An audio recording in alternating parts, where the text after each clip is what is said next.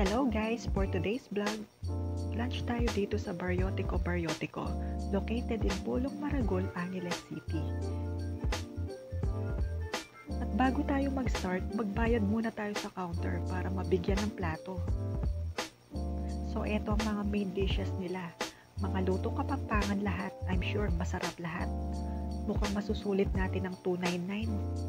Pero hindi pa kasama dun ang mga drinks.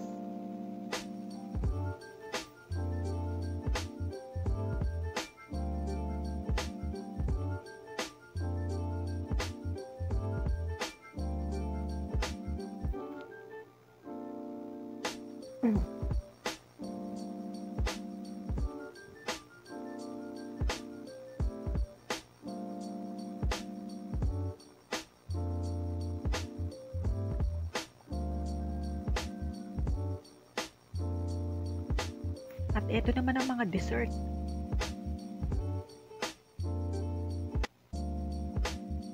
Siyempre, meron din mga pritong isda. At hindi mawawala dyan ang steamed veggies. Siyempre, meron din buro.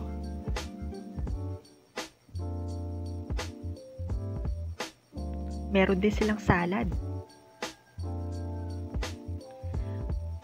First plate ko, kumuha ko ng ginisang ampalaya, lechon manok, at lechon kawali. Mukhang sulit yung $2.99 natin dito. First bite pa lang, masarap na. Hindi sana ako magra-rice eh.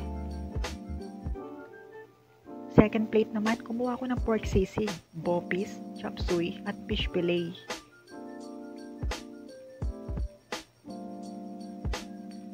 Mukhang di ka talaga makakapag-diet dito. Kasi overall, masarap lahat. Meron din silang mga pansit carbonara at spaghetti. Third plate ko naman, kumuha ko ng pritong isda, lumpia, at fried chicken. Siyempre, ang paborito kong corn soup. At dahil nag-rice ako kanina, hindi ko natikman yung pansit nila, pati carbonara. Maybe next time. I'm sure babalik ako rito ulit. At dahil puno na yung tiyan ko, nag-decide na ako mag-dessert. Kumuha ko ng banana Q, leche flan, macaroni salad, at buko pandan. Sulit na sulit yung kain namin dito guys. Very recommendable sa mga parties.